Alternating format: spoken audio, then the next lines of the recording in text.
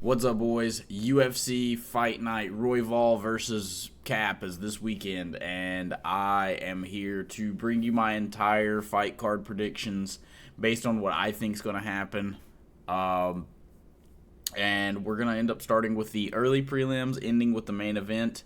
But first, we are no longer in a pay-per-view era, but you guys can still make money off of my channel during the numbered events of the future.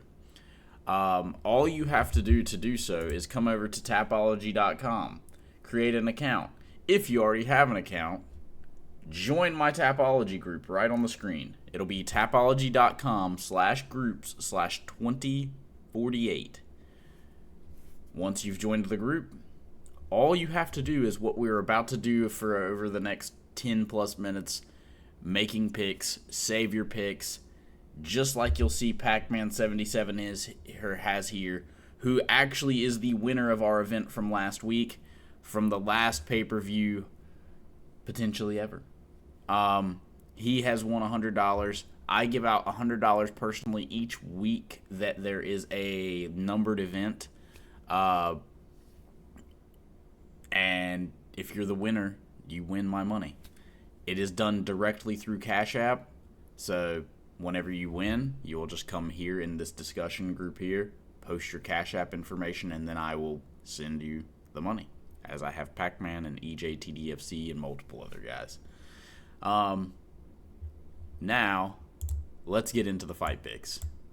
Now that you guys know how to make some money off my channel. We are going to start, holy shit, oh my god, with this, the almighty coin. It's going to be picking Teresa Bleda, apparently. We typically go with the way that the fight will come to a conclusion, with women's fights at least. And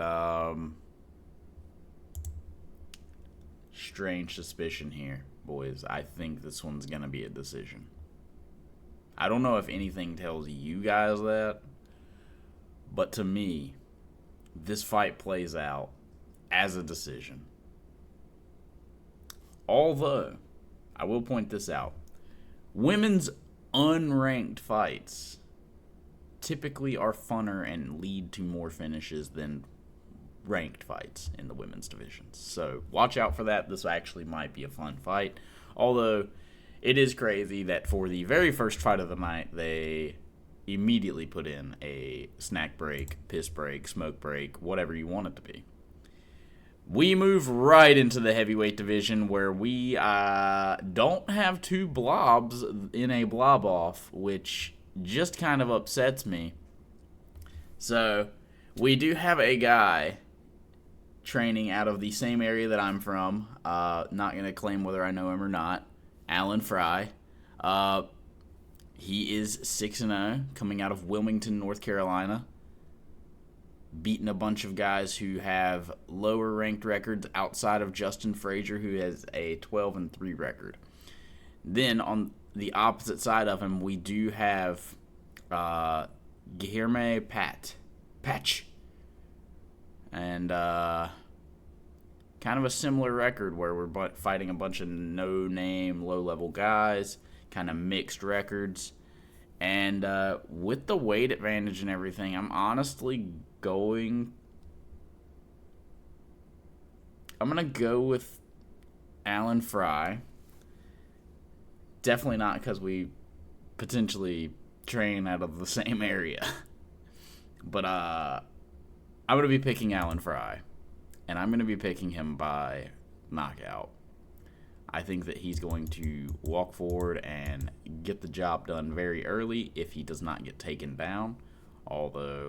And submitted, although this does seem like we're just going to have a stand-up fight because these are just two undefeated heavyweights that are both kind of in shape, weirdly. Let's move on to the next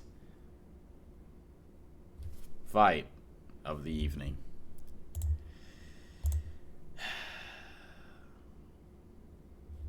Tails again, huh? It is just going with the favorites. We're going to be picking Luana Santos by... Oh my god, she lost to Casey O'Neill. She lost to Jacqueline Cavalcante, who is a better fighter.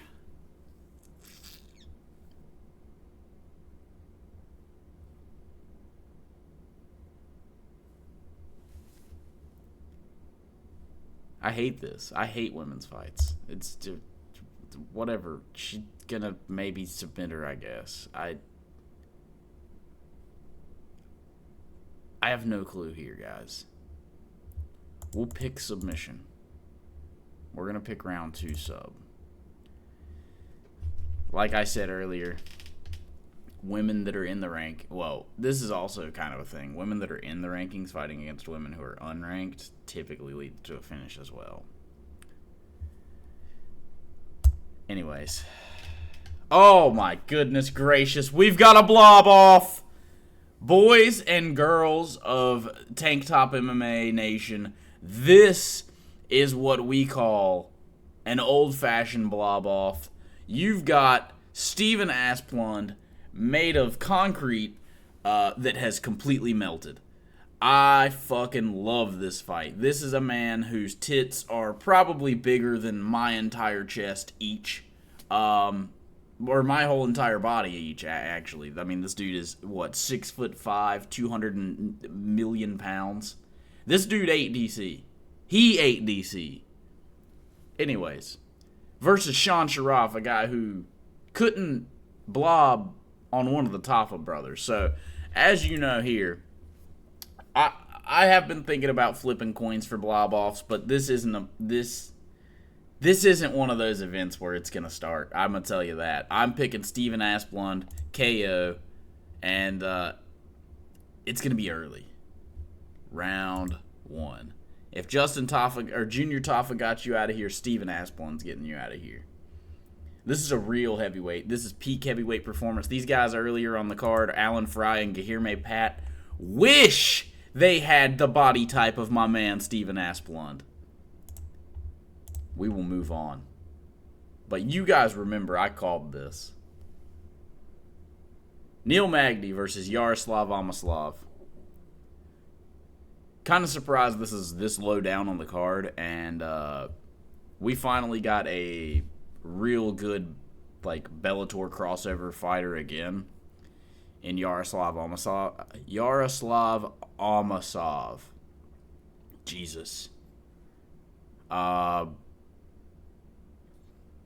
Did have a tough fight with Jason Jackson, ended up getting finished by him. But this dude is 28-1. He was the long reigning Bellator welterweight champion, if I'm not mistaken. And I am actually going to pick him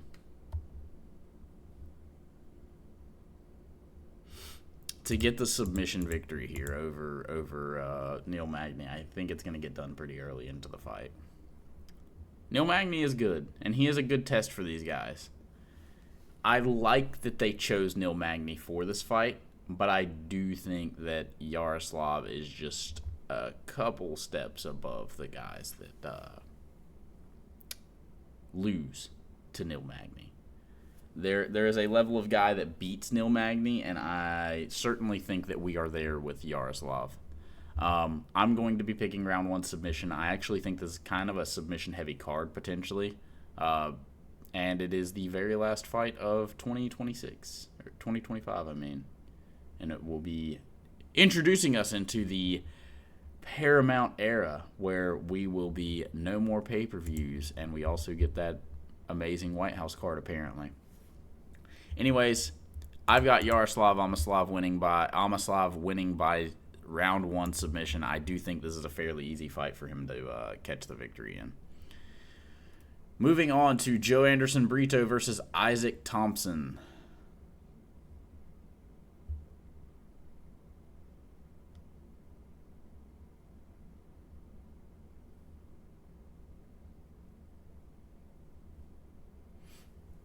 "23 years old, fighting Joe Anderson Brito, a guy shorter than him, going to be harder to take him down."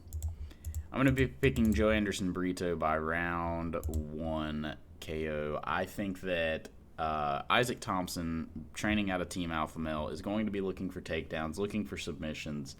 That is going to be harder to do against a guy shorter than you, stockier than you, able to stop your takedowns and really blast you for that kind of thing. And that's just exactly what Joe Anderson Brito does against guys who can't get him down, like a Pat Sabatini, who we've learned is insane on the ground. Pat Sabatini is so good on the ground, and just happened to meet some buzzsaws throughout the way. I am going to be picking Joe Anderson Brito, round 1 KO. This is also a short notice fight, so just kind of leaning Joe Anderson Brito a little more because of the no-name fighter in Isaac Thompson that he is fighting. Moving on to another women's fight. Oh my goodness. Let's see what the coin calls. It calls the favorite again. Look at that.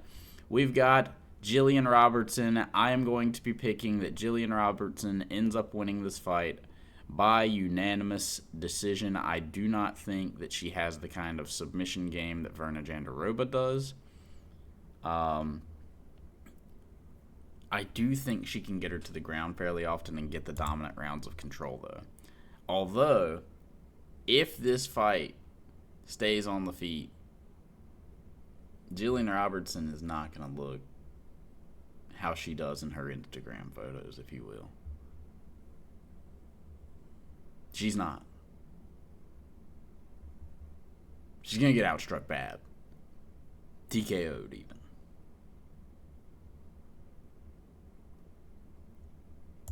Let me be honest, that record's not good. 16-8 kind of makes me want to pick against what the coin said.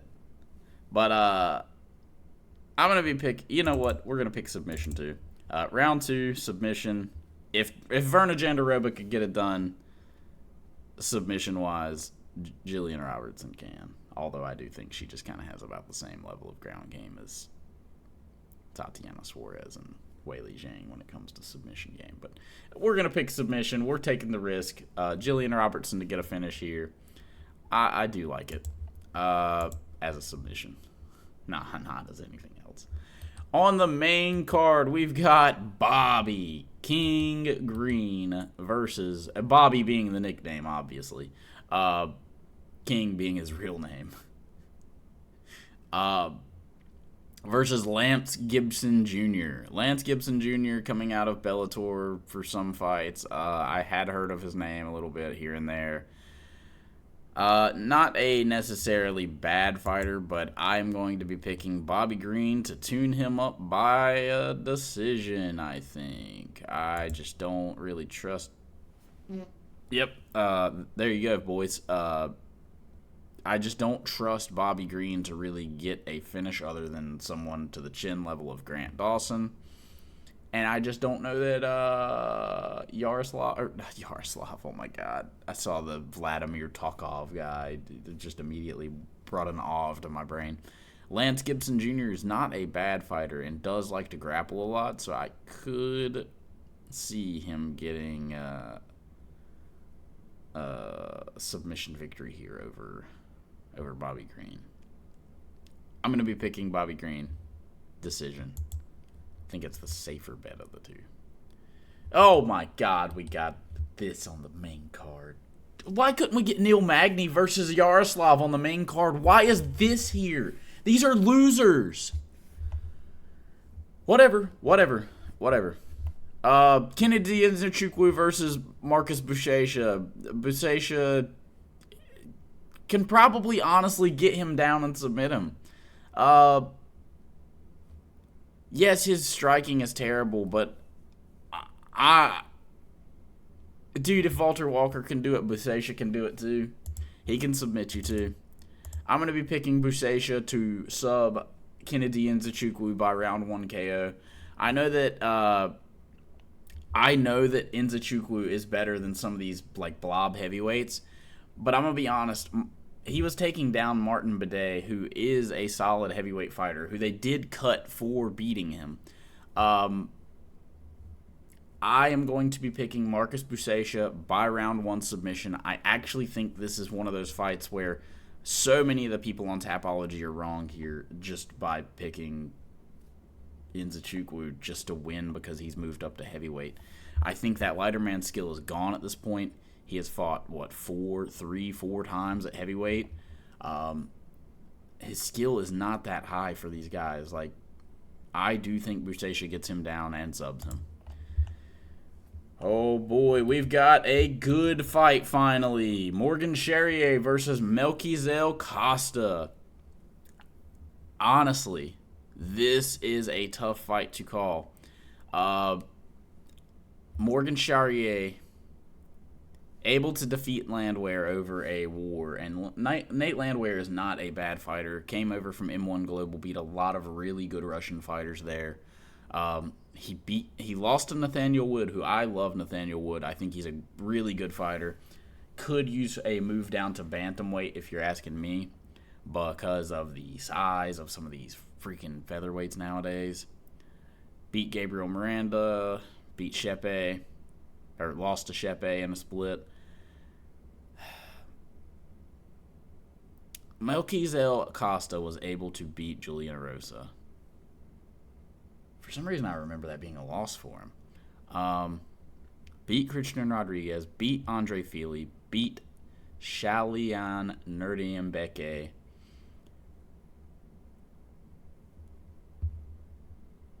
I'm too much of a Costa fan to pick against him. I do think that he's going to end up pulling off either a submission or a unanimous decision here. Although, it does seem that when Charrier fights grapplers, he kind of wins. So that'd be kind of a read to pick up here. I would pick either Charrier by KO or Melquizael by decision or submission. I am going to be picking Costa by decision. I think this is a somewhat safe pick. I don't know, man. This is a tough fight to call. This is actually a pretty good fight. I think Melky is the higher level of the two fighters, though. This will be a banger of a fight, though, I think. Tough fight to call, man. Moving on, up the main card, we've got a middleweight fight between Cesar Almeida and Cezary Olisejczuk. Man, it might be a little too much too soon for Cezary.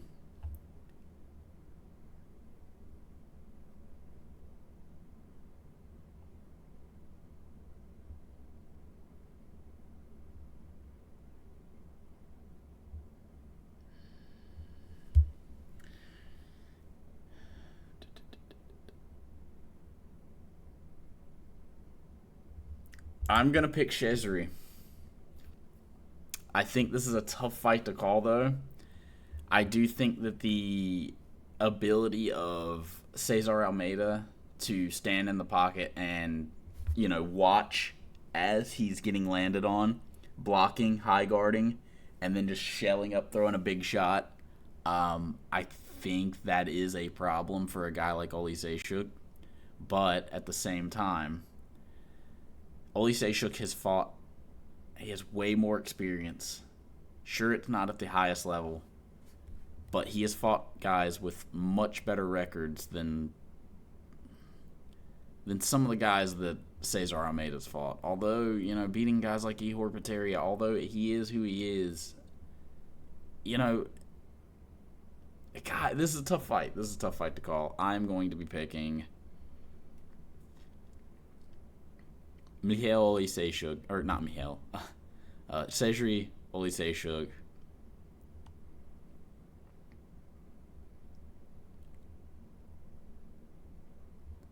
By TKO round 2. I think he's going to end up getting the fight to the ground, I want to say, and just landing some good ground and pound. But really, the Olisejczuks kind of are good strikers and not really grapplers at all.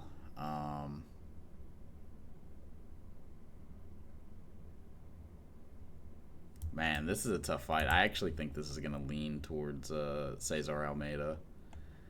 I'm going to pick Oliseh Shook to win by round 2 TKO, but I am just not sure about that one. We're moving on to the co-main event of the evening. We've got Kevin Vallejos versus Giga Chikadze. I'm just going to be going with Kevin Vallejos. I think that he is too much too soon. Or not too much too soon. It's not too much too soon for him. I think that we're going to be going to a unanimous decision, and Kevin Vallejos is going to win that unanimous decision by boxing the bleeding head off Giga Chikadze. He's going to box the bleeding head off him. Kick the bleeding leg off him. And go to a unanimous decision. I do think this is going to be a really fun fight to watch. Pumped for it. Excited.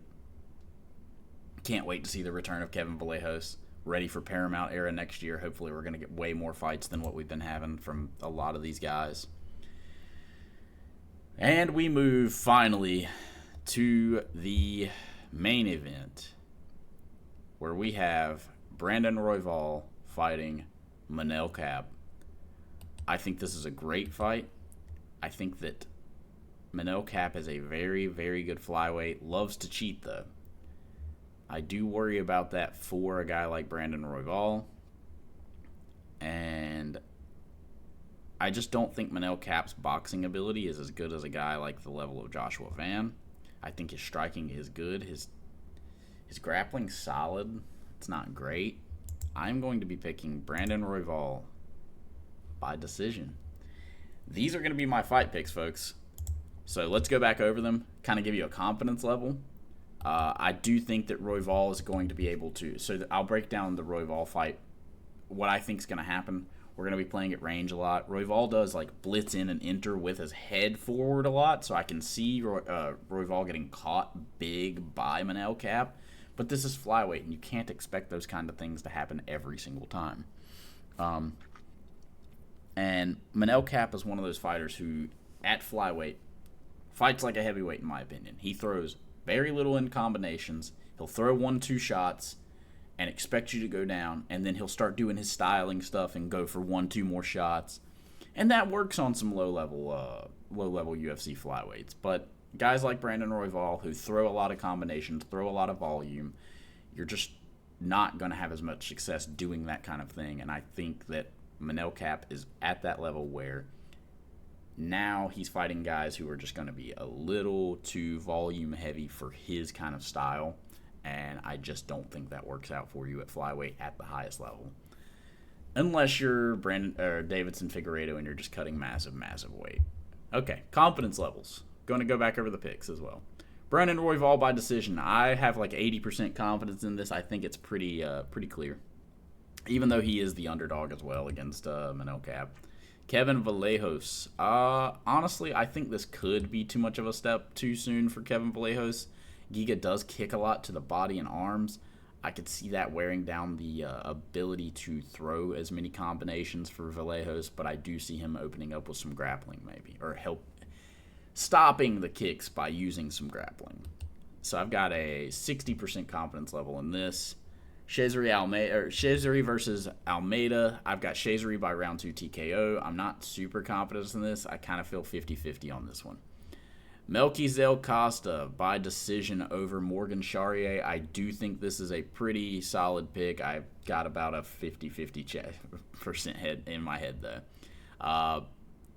Buchecha versus Kennedy Nzechukwu. I actually think that this is a lock. Like, this is one of the few ones that, even though weirdly a lot of people are picking against Buchecha, it's a near even fight, and I think this is pretty. Based on the performance I saw against Bidet, he was able to take him down here and there. And sure, he wasn't able to keep any kind of control, but this is a different type of fighter that typically doesn't really have that kind of ground game. Been submitted before, though, so I do have a pretty, I kind of want to lock this. Bobby Green versus Lance Gibson, unless Gibson can really grapple him and keep him held down, I just don't see a win for him. I think Bobby Green has like a 90% chance of winning this fight. Jillian Robertson by sub, the coin picked it. Joe Anderson Brito, 99% chance. This is a lock. Yaroslav Amoslav, I actually have this as a lock as well. Steven Aspland, lock. Coin fight. So, take that into consideration. But it also is a women's fight, so take that into consideration, that it was a coin flip, It still is a coin flip, whether I did that or not. Alan Fry, our boy from Wilmington, North Carolina, represent versus Guilherme Pat. We've got Fry by round 1 KO. Just dusted up as a lock. No, honestly, I don't really know too terribly much about his opponent, so 50-50 shot here. And then another women's coin fight. Like I said, guys, please join my Tapology group. You guys can win $100 every single UFC numbered event in the now numbered event era. No more pay-per-views, but we will still be holding that competition every single time that there is a numbered event. Please join the Tapology group. Like, comment, subscribe to the YouTube channel. It helps so much, guys. Have a great rest of your day and enjoy the fights this weekend.